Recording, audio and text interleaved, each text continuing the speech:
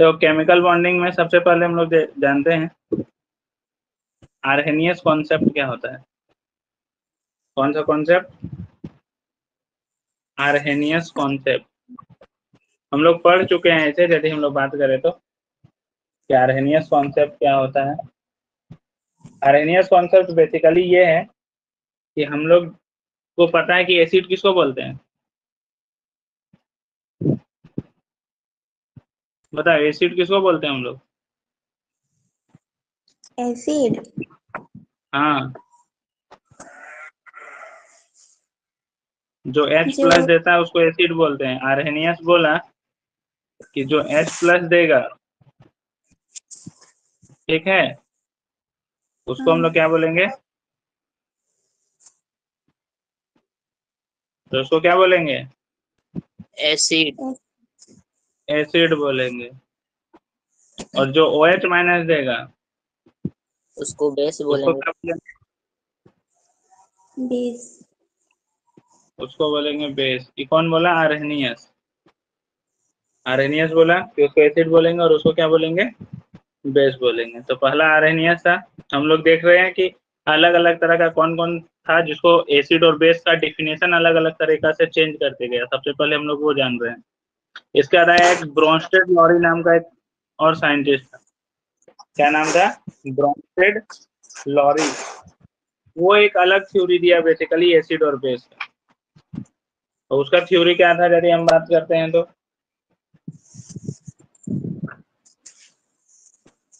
Bronsted lorries concept क्या बोला कि जो H प्लस देगा उसको एसिड बोलेंगे, लेकिन जो H प्लस एक्सेप्ट करेगा उसको बेस बोलेंगे। ये क्या बोला?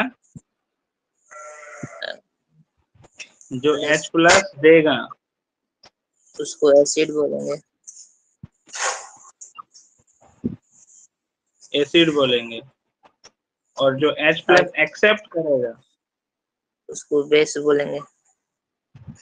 बेस बोलेंगे। डेफिनेशन ध्यान देना, विच एक्सेप्ट। तो यहाँ पे चेंज हो गया। वो दोनों में क्या था? आर्हेनियस सिंपल बोला था कि जो H प्लस देगा उसको एसिड बोलेंगे, जो OH माइनस देगा उसको बेस बोलेंगे। ये बोला कि जो H प्लस देगा उसको एसिड बोलेंगे, वो तो ठीक है, लेकिन जो एक्सेप्ट कर लेगा H प्लस को उसको क्या बोलेंगे हम लोग? उसको बोलेंगे हम लोग बेस। ये कौन बोला? ब्रोंस्टेड लॉरी कॉन्सेप्ट के थ्रू। ठीक है, ब्रोंस्टेड लॉरी कॉन्सेप्ट के थ्रू सिंपली यदि हम बात करें तो ये समझाया। यहाँ तक कोई डाउट है? नहीं। जैसे कि इसका एक एग्जांपल समझो, HCl और NH3 जब मिलता है तब बनता है NH4Cl। क्या बनता है? NH4Cl।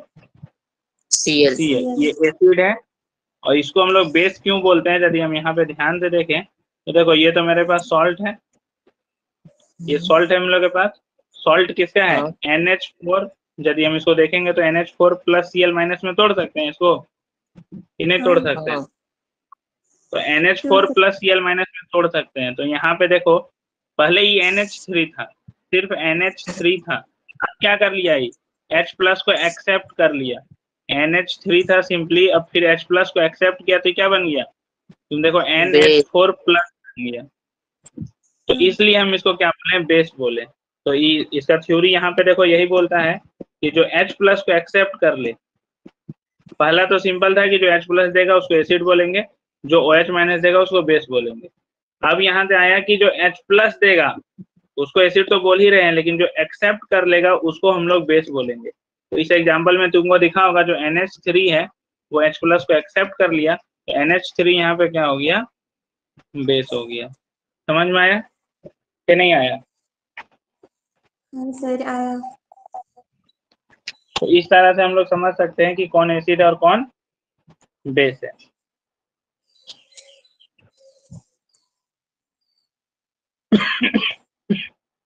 ब्रोंस्टेड लॉरी कॉन्सेप्ट समझ में आ गया कि जो H प्लस एक्सेप्ट करेगा उसको बेस बोलेंगे। मतलब एक नया चीज यहाँ पे डिफाइन कर दिया वो।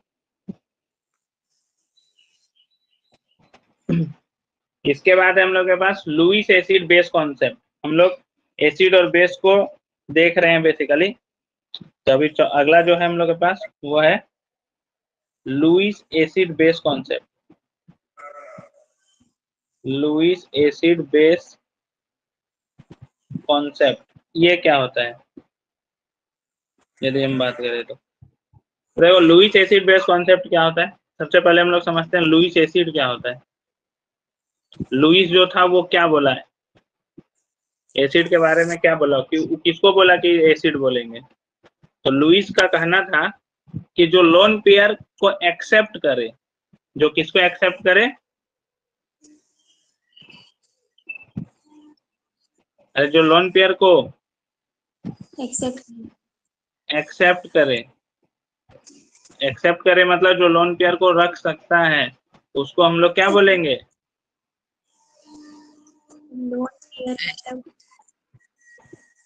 उसको हम लोग बोलेंगे लुईस एसिड, मतलब सिंपली एसिड।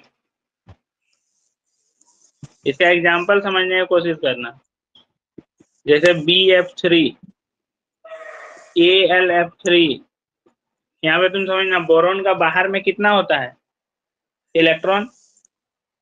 बोरोन का बाहर में आउटर मोस्ट शेल में कितना होता है, बोरोन कितना नंबर पे है 5 नंबर पे है, तो सबसे बाहर में कितना इलेक्ट्रॉन होगा 3 को होगा हाँ कि नहीं होगा, होगा होगा। अब 3 को फ्लोरीन है, फ्लोरीन का बाहर में कितना होता है 7 को, तो 7 को होता है, तुम सोचो तो देगा तो एक ही को ना, सिंपली यदि हम बात करें तो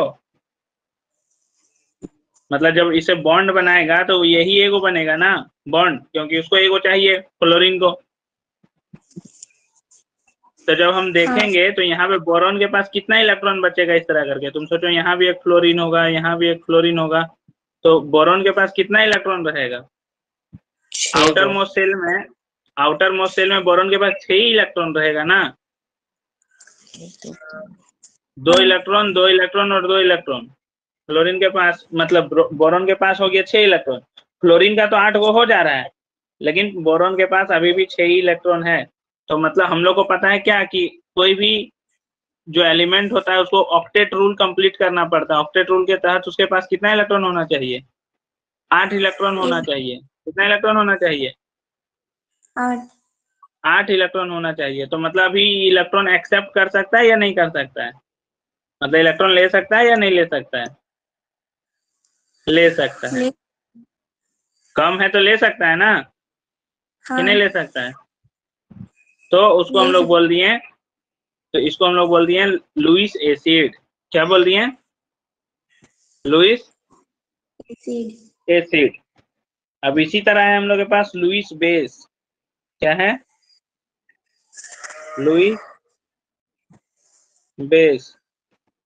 अभी और नहीं समझ में आया लुईस एसिड क्या होता है तो अभी हम कंडीशन ये सब लिखवाएंगे, इसलिए हड़बड़ाना मत कि किसको बोल रहे हैं तुरंत नहीं समझ में आया। तो इसमें ध्यान में रखना लुईस बेस किसको बोलेंगे, जस्ट उसका उल्टा, कंपाउंड विच क्या था वो एक्सेप्ट कर सकता था, और जो डोनेट करेगा उसको क्या बोले हम लोग, डोनेट मतलब शेयर करना, बेसिकली दे देना।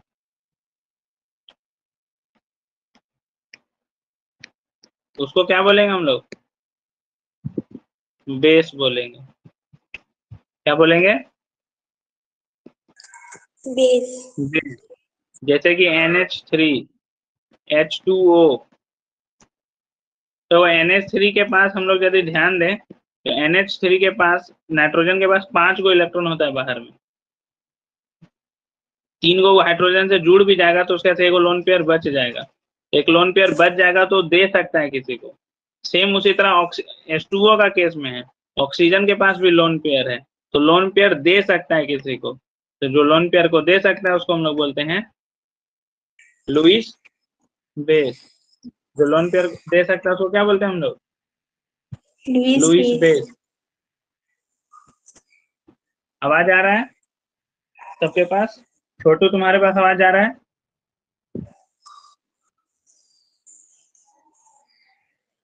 प्रिंसू। हाँ सर। तो यहाँ पे देखना लुईस एसिड हो गया, लुईस बेस हो गया। अब हम लोग बात करते हैं कि क्या कंडीशन होगा कि हम किसको लुईस एसिड बोलेंगे। Condition to be Lewis acid. हर किसी को तो नहीं बोल देंगे ना हम लुईस एसिड, तो हम लोग देखेंगे सबसे पहले क्या कंडीशन है जिसको हम लोग लुईस एसिड बोल सकते हैं। तो सबसे पहला, इलेक्ट्रॉन एक्सेप्ट कौन कर सकता है? जितना भी कैटायंस होता है सब क्या कर सकता है? लोन पेयर एक्सेप्ट कर सकता है। तो जितना भी कैटायंस होगा उसको हम लोग क्या बोलेंगे? लुईस एसिड बोलेंगे। क्या बोलेंगे? Lewis acid. जैसे H plus, Na plus, K plus, ये सब लुईस एसिड है। क्या है? Lewis acid. दूसरा यदि हम बात करते हैं और किसको लुईस एसिड बोल सकते हैं, तो दूसरा है मेरे पास हाइपोवैलेंट कंपाउंड। कैसा कंपाउंड? हाइपोवैलेंट कंपाउंड। हाइपोवैलेंट कंपाउंड। तब लग रहा हो कि नया नाम आ गया, तो नया नाम तो जरूर है, लेकिन अभी तुमको इसके बारे में हम समझाएं कि जिसका सेंट्रल एटम के पास 8 गो इलेक्ट्रॉन कंप्लीट ना हो उसी को हम लोग बोलते हैं hypovalent compound. Compound in which central atom having less than 8 electron. Central atom के पास 8 इलेक्ट्रॉन से कम हो, आफ्टर बॉन्डिंग, बॉन्ड बनाने के बाद भी 8 इलेक्ट्रॉन से कम हो, उसको हम लोग क्या बोलेंगे? क्या बोलेंगे उसको? हाइपोवैलेंट कंपाउंड। हाइप्रो नहीं, हाइपो, हाइपोवैलेंट कंपाउंड। कंपाउंड। तो हाइपोवैलेंट कंपाउंड लोन पेयर को क्या कर सकता है? एक्सेप्ट कर सकता है। क्यों? क्योंकि उसका इलेक्ट्रॉन अभी कम है। तो hypovalent compound can accept lone pair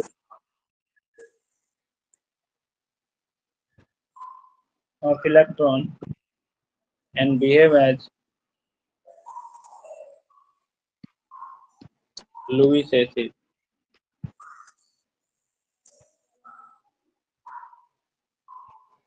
समझ में आया? हाँ सर। लुईस एसिड को समझ में आ गया? हाँ।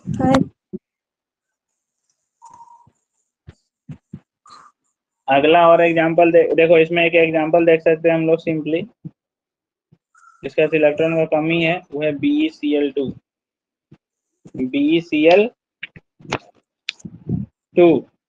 तो बेरिलियम क्लोरीन से जुड़ जाएगा। तो तुमसे जो क्लोरीन से जुड़ा, तो एक सिंगल बॉन्ड में कितना इलेक्ट्रॉन होता है? हम लोग को पता है मेनली 2 इलेक्ट्रॉन होगा, इसके पास भी 2 इलेक्ट्रॉन होगा, तो 2 और 2 4 ही इलेक्ट्रॉन हुआ। अभी और इलेक्ट्रॉन चाहिए कि नहीं चाहिए बेरिलियम को? और इलेक्ट्रॉन चाहिए या नहीं चाहिए? हाँ चाहिए। चाहिए। तो हाइपोवैलेंट कंपाउंड हो गया, और हाइपोवैलेंट कंपाउंड हो गया तो किस तरह बिहेव करेगा? लुईस एसिड की तरह बिहेव करेगा। किस तरह बिहेव करेगा? Lewis acid. लुईस एसिड की तरह बिहेव करेगा।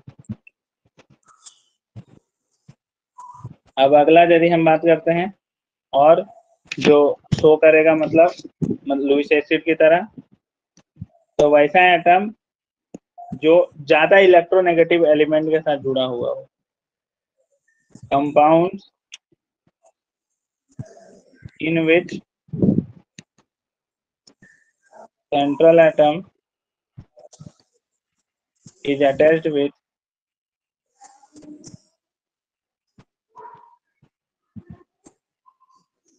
most electronegative atom through multiple bond can act as Lewis acid. किस तरह बिहेव करेगा? लुईस एसिड की तरह बिहेव करेगा। एग्जाम्पल के तौर पर हम लोग देख सकते हैं, देखो क्या बोलता है कि जो सेंट्रल एटम है वो किससे अटैच्ड है? मोस्ट इलेक्ट्रोनेगेटिव एटम्स से अटैच्ड है। मतलब मोस्ट इलेक्ट्रोनेगेटिव एटम्स कहने का मतलब सिंपली यहाँ पे हम लोग ये समझ सकते हैं कि जिसका इलेक्ट्रोनेगेटिविटी ज्यादा है। तो पूरा पीरियोडिक टेबल में सबसे ज्यादा इलेक्ट्रोनेगेटिव किसका होता है? फ्लोरीन का, फिर ऑक्सीजन का। तो मान लो जैसे SO2 तुमको दिख रहा है, N2O5 दिख रहा है, SO3 दिख रहा है, CO2 दिख रहा है, ये सब क्या है? लुईस एसिड की तरह बिहेव करेगा। क्यों बिहेव करेगा? क्योंकि इसके साथ जो जुड़ा हुआ है ऑक्सीजन, इसके साथ भी ऑक्सीजन, तो ऑक्सीजन जो जुड़ा हुआ है उसका इलेक्ट्रोनेगेटिविटी ज्यादा है।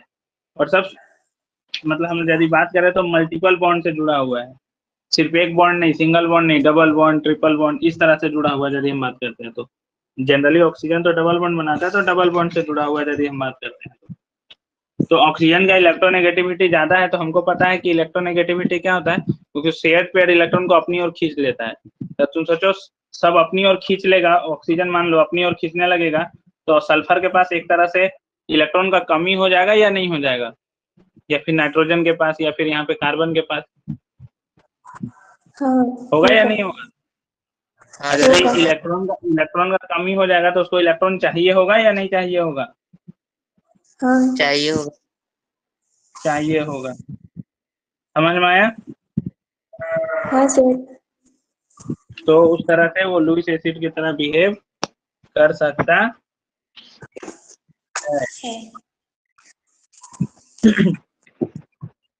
तो यदि हम CF4 का बात करें तो CF4 नहीं करेगा।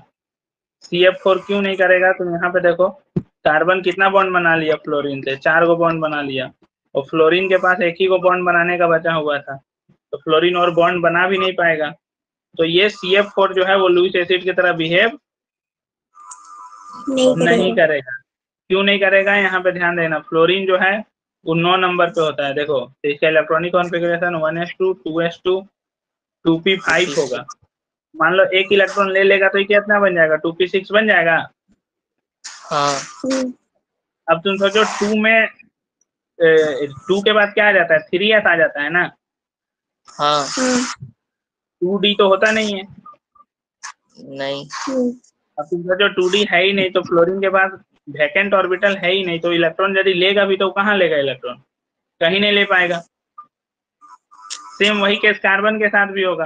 तुम कार्बन में देखो, कार्बन के पास कितना होता है? 1s2 2s2 और 2p2। 4 गो इलेक्ट्रॉन तो ले लिया है, तो 4 गो लेके 2p6 बन गया। 2d है ही नहीं, तो वो एक्सेप्ट कर ही नहीं पाएगा। जो इसका सेंट्रल एटम है वो एग्जिस्ट मतलब ले नहीं पाएगा। तो यहाँ पे हम लोग बोल सकते हैं कि ये उस तरह से बिहेव नहीं कर पाएगा। समझ में आया क्या बोल रहे हैं? जिसका खाली जगह रहेगा वही ना ले पाएगा। तो ये चीज ध्यान में रखना कि जिसका खाली जगह है वही एक्सेप्ट कर पाएगा। अब हम लोग आते हैं और कंडीशन। तो अगला कंडीशन यही लिखेंगे हम लोग कि जिसके पास खाली जगह होगा वो एक्सेप्ट कर लेगा। Compounds in which central atom have vacant d orbital.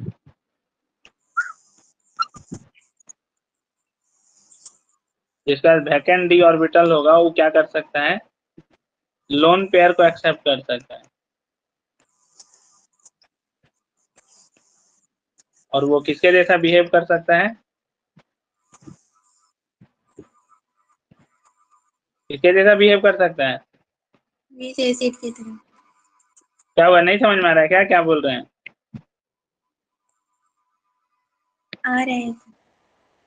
जगह खाली होगा उसके पास तो वो एक्सेप्ट कर सकता है आसानी से, तो उसको हम लोग लुईस एसिड की तरह बिहेव कर सकते हैं, बोल सकते हैं हम लोग। समझ में आया?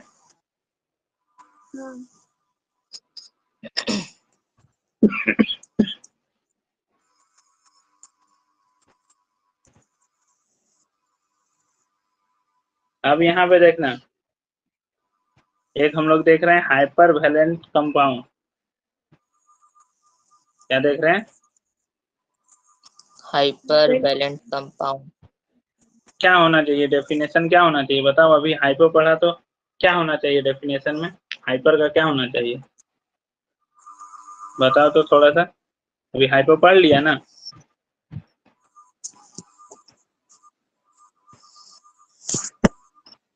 अरे हाइपर पढ़ा ना, उसके अकॉर्डिंग बताओ क्या होना चाहिए। compound which atom has more than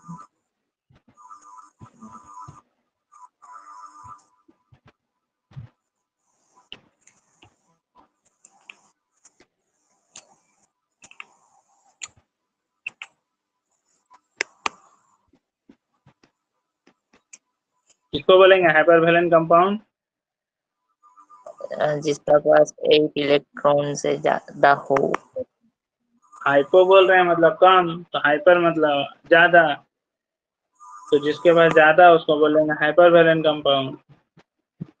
जैसे कि ICl3, AsCl5, SO3, ये सब क्या कैसा कंपाउंड है, हाइपरवैलेंट हाइपरवैलेंट। कंपाउंड। ये सब के पास 8 से ज्यादा इलेक्ट्रॉन है बॉन्डिंग बनाने के बाद भी। तो ध्यान में रखना है यहाँ पे, element of third period and below, third period और उससे नीचे वाला कैन फॉर्म बना सकता है, क्या बना सकता है, हाइपरवैलेंट कंपाउंड बना सकता है। हाइपरवैलेंट कंपाउंड क्यों बना सकता है, तो इसका कारण है क्योंकि उसके पास d ऑर्बिटल खाली होगा।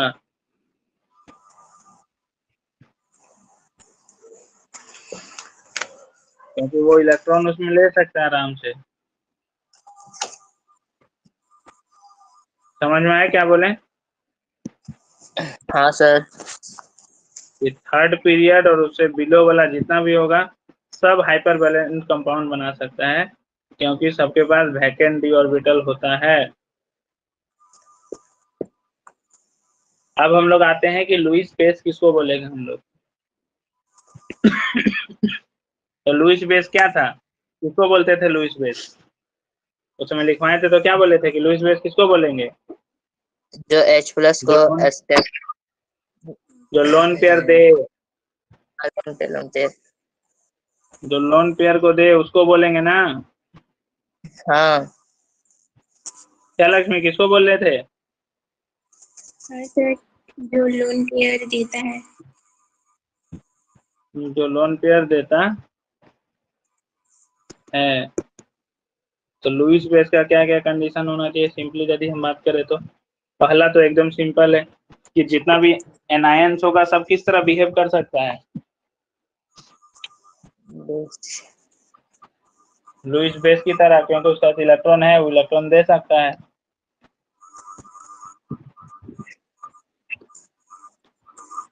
दे सकता है ना।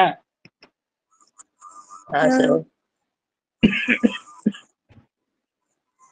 इसका एग्जांपल के तौर पर हम लिख सकते हैं F minus, Cl minus, Br minus, I minus, OH minus, ये सब क्या हो जाएगा, लुईस बेस हो जाएगा। मतलब सिंपली यदि हम बात करें कि जिसके पास लोन पेयर होगा वो लोन पेयर दे सकता है, उसको भी हम लोग बोल सकते हैं लुईस, क्या बोल सकते हैं, लुईस बेस। लुईस बेस बोल सकते हैं।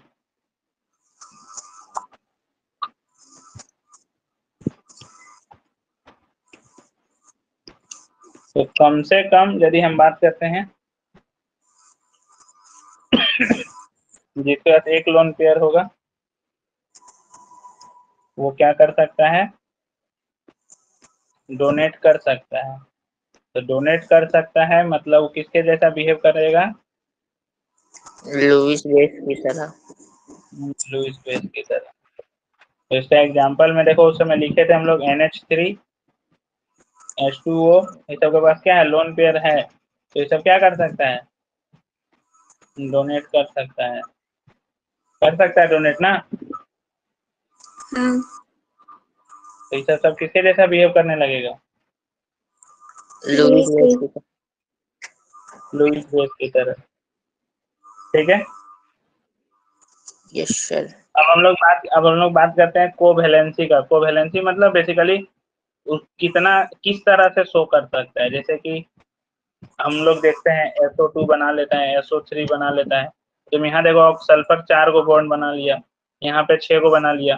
मतलब किस तरह से एग्जिस्ट कर सकता है, कौन कौन सा कितना इलेक्ट्रॉन वो शेयर कर सकता है, 1 2 3। कोवैलेंसी का मतलब बेसिकली यहाँ पे हो गया कि वो कितना बॉन्ड बना सकता है मैक्सिमम, मतलब उसके ऊपर कितना चार्ज आ सकता है यदि आना होगा तो। हम लोग बात करते हैं ग्रुप के अकॉर्डिंग। यदि हम लोग फर्स्ट ग्रुप में बात करते हैं तो फर्स्ट ग्रुप का सबको पता है कि कोवैलेंसी कितना होने वाला है, 1। सेकेंड ग्रुप का कितना होने वाला है, 2। अब फर्स्ट और सेकेंड के बाद डायरेक्ट हम लोग पहुंचते हैं 13th में।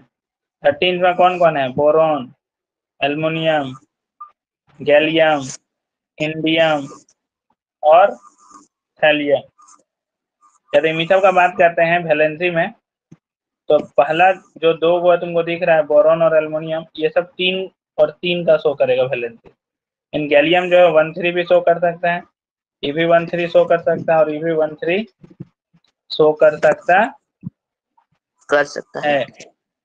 14 में यदि हम लोग आते हैं तो 14 में कौन कौन है हम लोग के पास, कार्बन, फिर सिलिकॉन, फिर जर्मेनियम, टीन और लेड। ये सब का यदि हम बात करते हैं तो कितना वैलेंसी शो कर सकता है। तो सबसे पहला तो कार्बन है, कार्बन का वैलेंसी कितना होता है, 4। सिलिकॉन का भी 4। जर्मेनियम 2 और 4 कर सकता है, टीन 2 और 4, और लेड 2 और 4। अलग अलग तरीका से शो कर सकता है। 14 के बाद कौन सा ग्रुप आएगा, 15।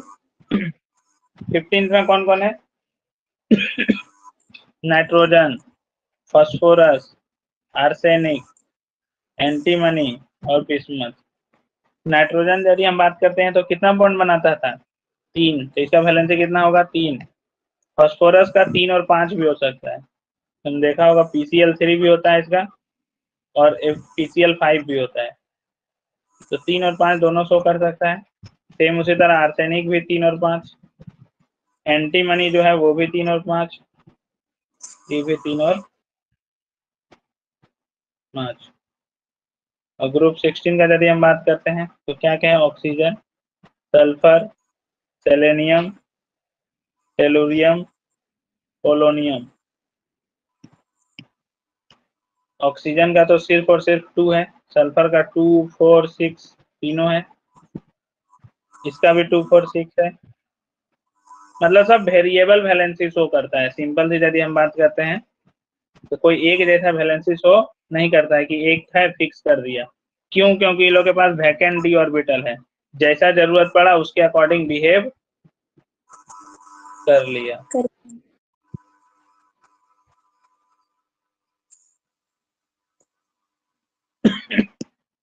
इसका यदि हम लोग बात करते हैं तो फ्लोरीन का तो सिर्फ एक होगा, एंड क्लोरीन का 1 3 5 7। सेम उसी तरह ब्रोमीन का भी 1 3 5 7। आयोडीन भी सब शो कर सकता है, एस्टेटाइन भी सब शो कर सकता है यदि हम बात करें तो ये रहा हम लोग का किसका बात, कोवैलेंसी का, कि कौन कितना शो कर सकता है, किस तरह से हम लोग यहाँ पे देख सकते हैं। सबका अलग अलग है, सेम तो है नहीं, ये सेम है सबका। नहीं।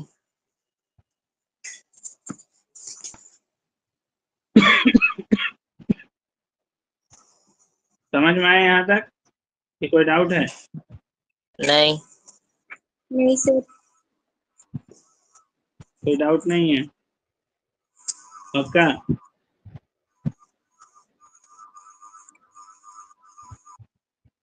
अब हम लोग देखेंगे स्ट्रक्चर ड्रॉ करने। क्या देखेंगे, स्ट्रक्चर ड्रॉ करना। स्ट्रक्चर किस तरह से ड्रॉ करते हैं यदि हम बात करते हैं किसी का भी। तो देखो, स्ट्रक्चर ड्रॉ करने का हम लोग के पास अलग अलग तरीका है।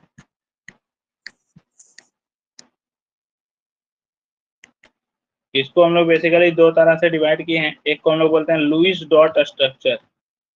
क्या बोलते हैं? Lewis dot structure. और एक बेसिकली वहां से हम लोग बात करेंगे, यहीं से हम लोग का आएगा बहुत इंपॉर्टेंट टॉपिक, जिसको हम लोग बोलते हैं हाइब्रिडाइजेशन। क्या लिख रहे हैं स्पेलिंग नंबर में? हाइब्रिडाइजेशन।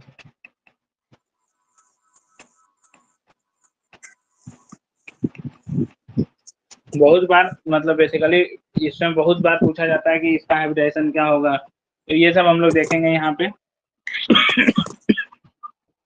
पहले तो हम लोग ये देखेंगे कि लुईस डॉट स्ट्रक्चर ड्रॉ कैसे करते हैं, उसका कुछ नियम होगा ड्रॉ करने का।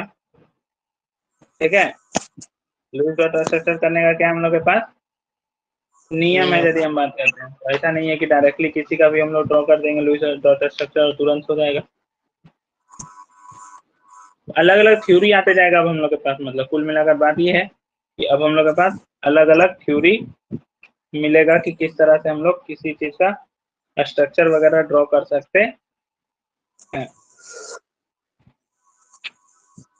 तो इसको ड्रॉ करने का तरीका क्या है उसको हम लोग देखते हैं पहले। तो उसके बाद हम लोग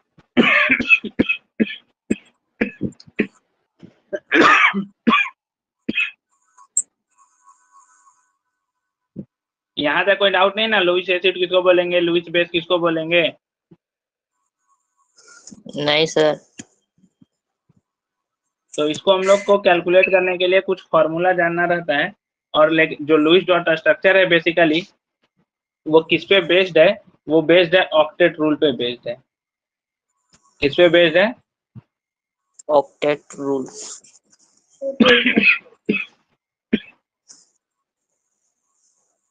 हाँ, तो सबसे पहले ध्यान में रखना कि जो लुईस डॉट स्ट्रक्चर है वो बेस्ड है, किसी का भी आयंस का ड्रॉ करना है या मॉलिक्यूल्स का ड्रॉ करना है, वो बेसिकली बेस्ड है ऑक्टेट रूल पे बेस्ड है।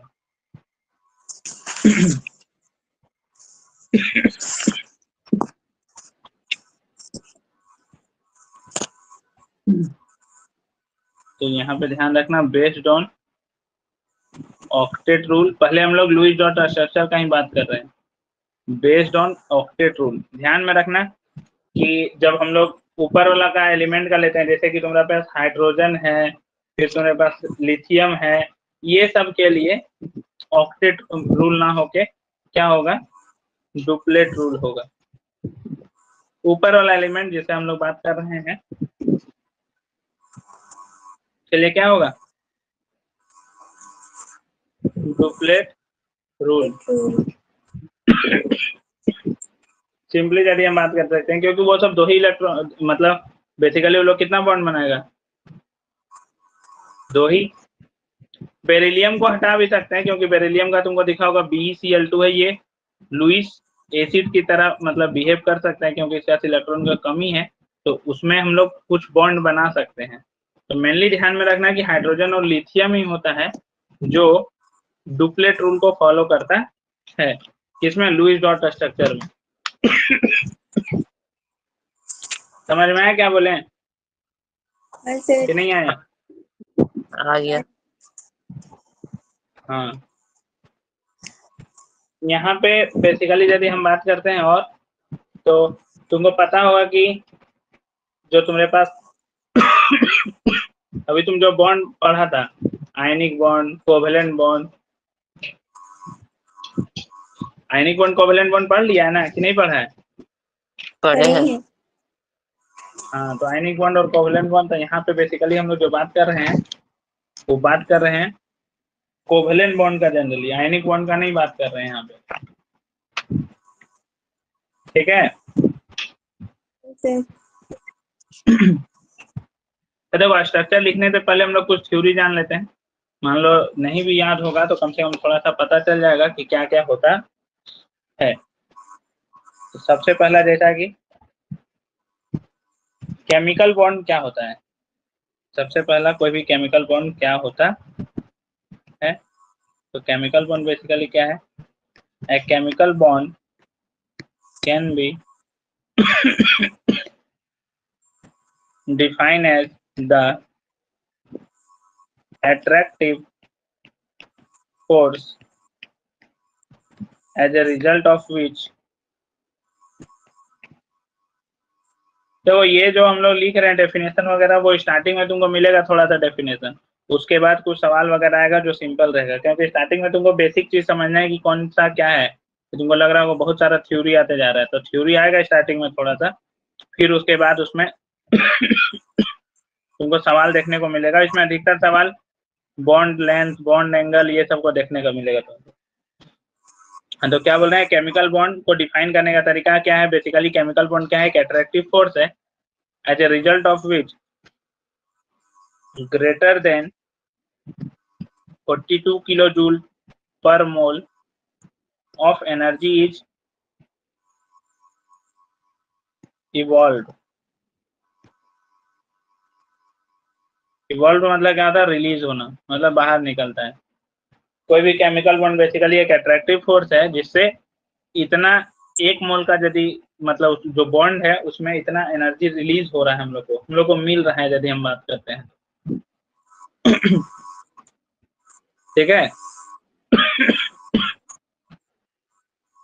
अब इसी के आधार पर यदि हम बात करते हैं तो सबको डिफाइन करते हैं अलग अलग तरीका से कि कौन सा बॉन्ड कितना होगा। तो हम लोग जैसे जैसे पढ़ेंगे तो वैसे वैसे हम लोग समझेंगे कि कौन सा बॉन्ड कितना है और किस तरह से हम लोग देख रहे हैं। अभी सिंपली हम लोग को जानना है कि केमिकल बॉन्ड क्या होता है। केमिकल बॉन्ड कहने का मतलब है कि एक तरह से तुम्हारा जो फोर्स ऑफ अट्रैक्शन लग रहा है, मतलब कोवेलेंट बॉन्ड सिंपली समझो, इसका बात किया जा रहा है, कोवेलेंट बॉन्ड का बात किया जा रहा है, इसका बात कर रहे हैं हम लोग, कोवेलेंट बॉन्ड का, कोवेलेंट बॉन्ड का बात कर रहे हैं। लुईस एसिड लुईस बेस समझ में आ ही गया है। हाइपोवेलेंट कंपाउंड क्या होता है, हाइपरवेलेंट कंपाउंड क्या होता है, समझ में आ गया है ना कि नहीं समझ में आया है? हाँ सर, आ गया।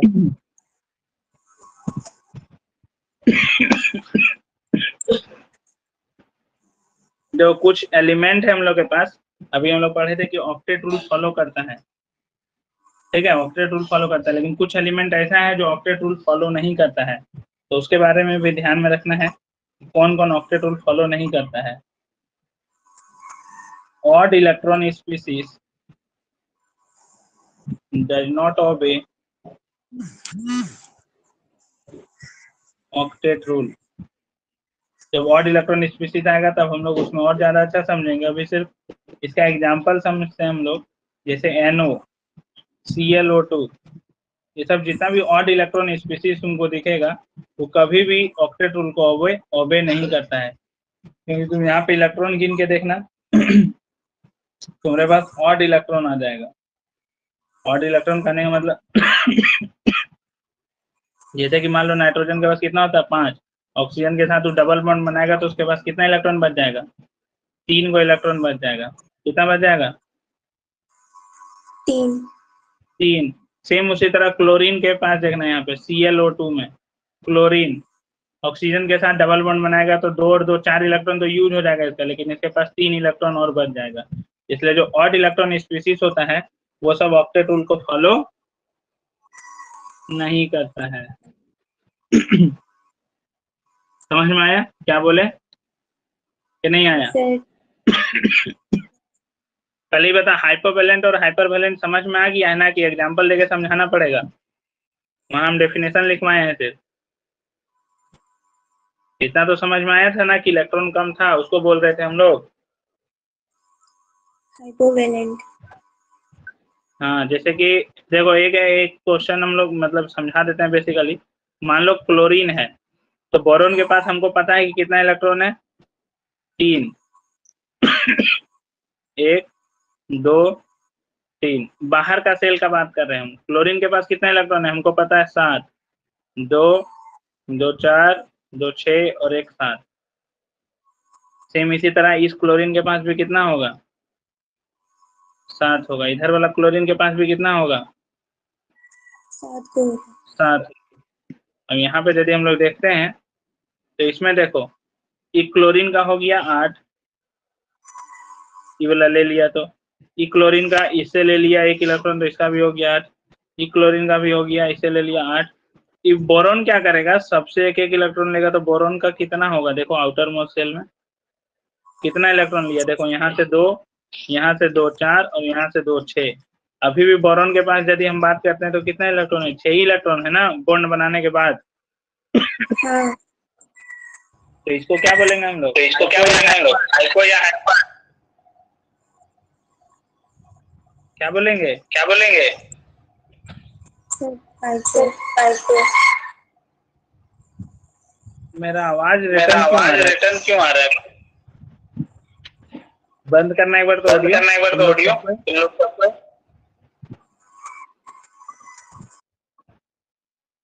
तो इसको बोल रहे हैं हम लोग, अब आवाज नहीं आ रहा है, तो इसको हम लोग बोल रहे हैं हाइपोवैलेंट कंपाउंड।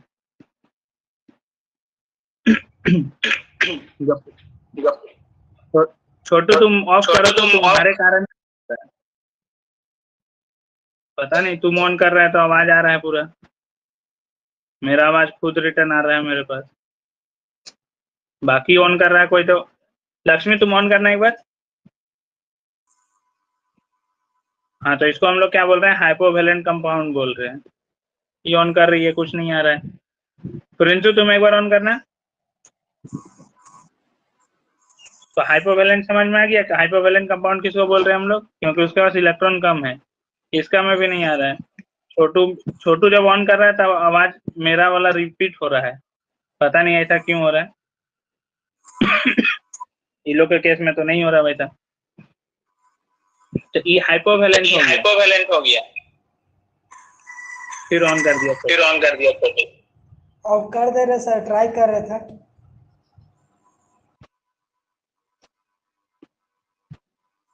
अब देखो यहाँ पे जैसे ये देखो BCl3 हो गया, तो ये पता चल गया ना कि हाइपोवैलेंट कंपाउंड है। अब SO3 के केस में सोचना, SO3 तो सल्फर के पास बाहर में कितना इलेक्ट्रॉन होता है, सल्फर कितना नंबर पे है, 16 नंबर पे। तो बाहर में कितना इलेक्ट्रॉन होगा, सबसे आउटर मोस्ट सेल में 6 होगा। हाँ। तो सल्फर के पास हो गया 6 गो इलेक्ट्रॉन। ऑक्सीजन 3 गो है, तो ऑक्सीजन के पास भी कितना होना चाहिए, ऑक्सीजन का बाहर में क्या होता है, 6 गो। ऑक्सीजन का बाहर में भी 6 होता है, सही में 8 2। ऑक्सीजन कितना नंबर पे, 8 नंबर पे, तो इसका बाहर में भी 6 गो इलेक्ट्रॉन होता है।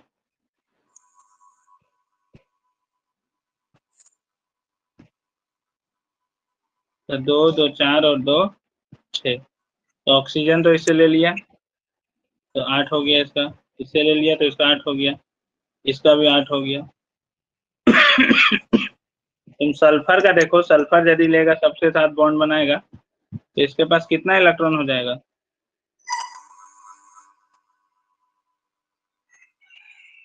कितना दिख रहा है,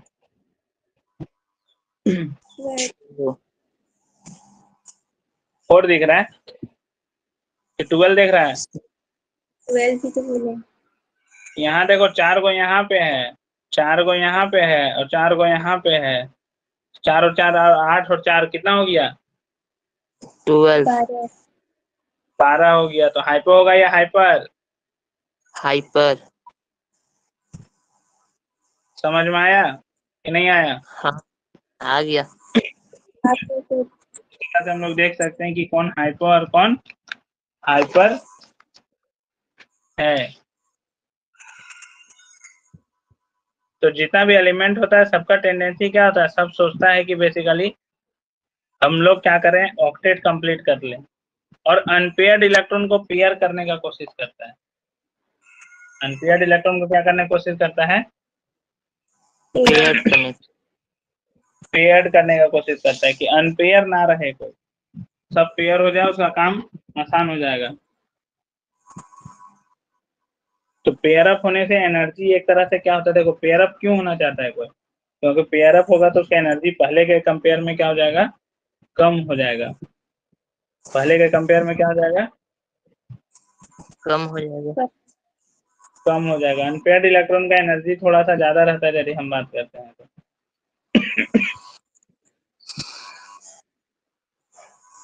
समझ में आया क्या बोले? हाँ सर।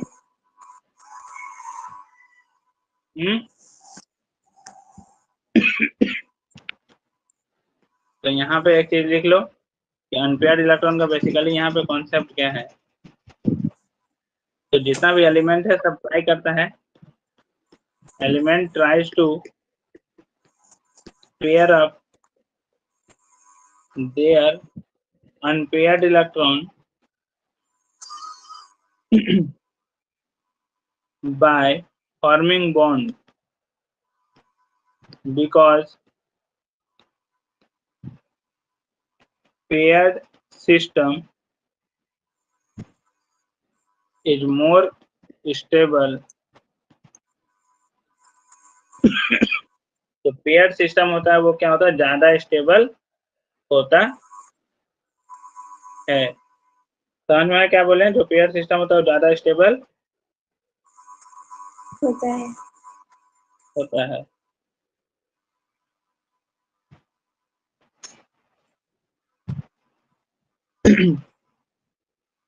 तो याद रहेगा कि पेयर सिस्टम मतलब पेयर होना क्यों चाहता है वो लोग?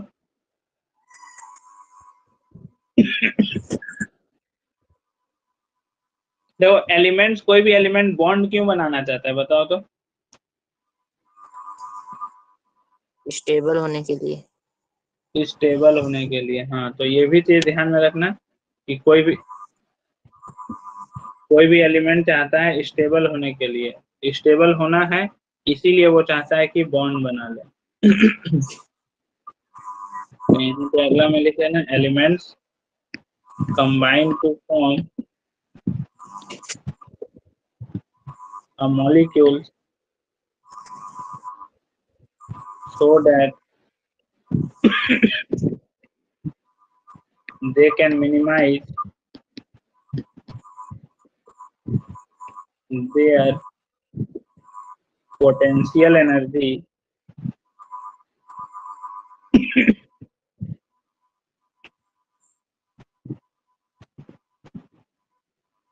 ठीक है? they can minimize their potential energy for gain नहीं लिखो, एंड लिख लेते हैं। and gain more stability।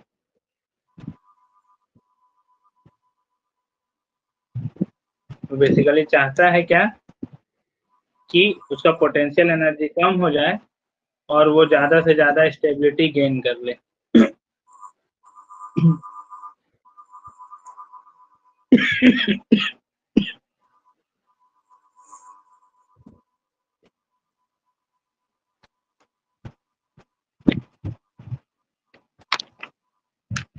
समझ में आया क्या बोले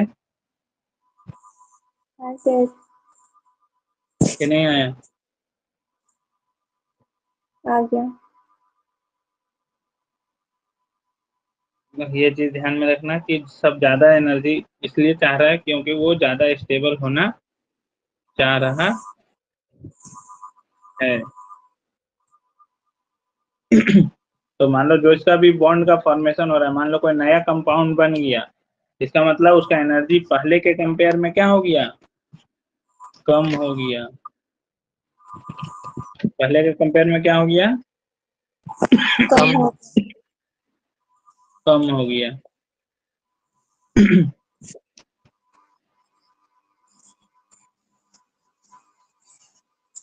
यहाँ तक कोई डाउट है?